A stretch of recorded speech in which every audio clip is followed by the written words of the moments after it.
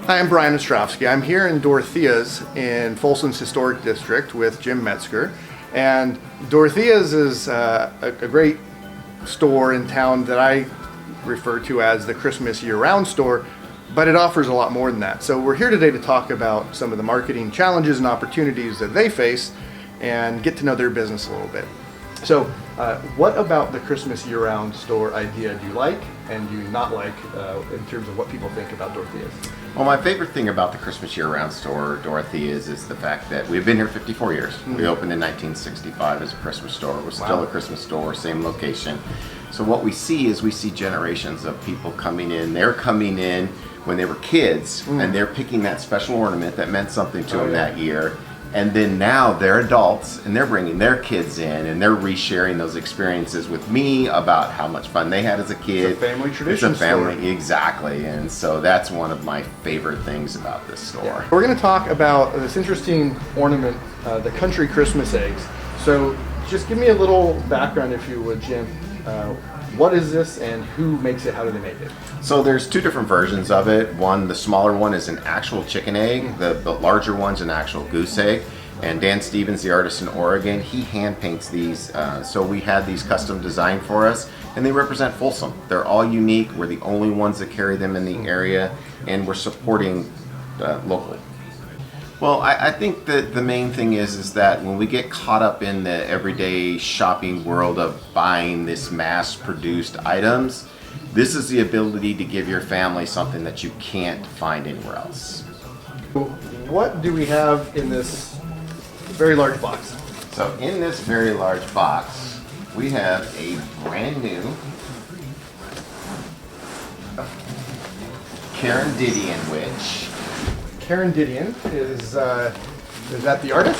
Carendidian is the artist. She's a designer. She's one of the top designers in Halloween and Christmas right now. We're going to talk about what the product is, who the target is for, and in fact we can refer back to the individual who came in as the type of person you might want to refer to. You can talk about the attention to detail, how it's manufactured, its limited availability, and the fact that even if this isn't what you're looking for, if this is in the style of things that you kind of are interested in, that come on in. We'll help you find it. And that becomes your blog post.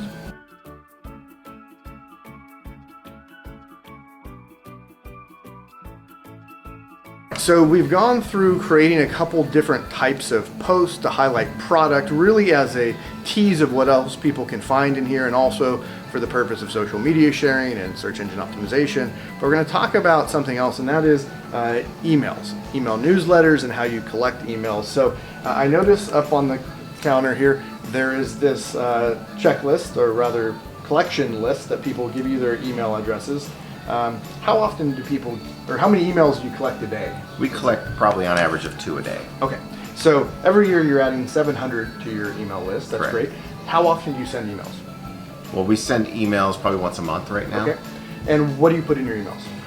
Anything from what's going on in the street. So if there's an event going on that we want to promote, we'll send that to our customers. If we're doing a sale in the store, if we've got new merchandise that we think that a targeted set of customers would want to see, whether it's Fiesta Dishes brings out a new color every year, new seasonal items. We carry all the different seasons, whether it's 4th of July, St. Patrick's Day, of course, Halloween, Christmas. Yeah.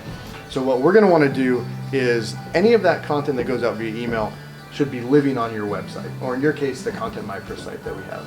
And the reason for that is, one, you want to rank on Google for it. 2, if people find your website directly, you want them to see that if it's of interest. And 3, when people get that email, if they're interested in that topic or product or event or whatever that you're sharing, you want them to click on it so that you can see that they clicked and they go to your website, but also then they can share it to Facebook. Right? If you send them an email, it's hard to share that email with your friends on Facebook. The great thing about these emails is that they're basically saying, first, I like you, or I wouldn't give you my email and want your stuff. And second, you can use these email addresses to request customer reviews. Okay, so we went through, we created 2 blog posts, one about the witch, one about the custom eggs. We created an email newsletter that promoted that, and afterwards you can share it to Facebook. So what was your thought on that process? It was pretty simple. It's pretty straightforward.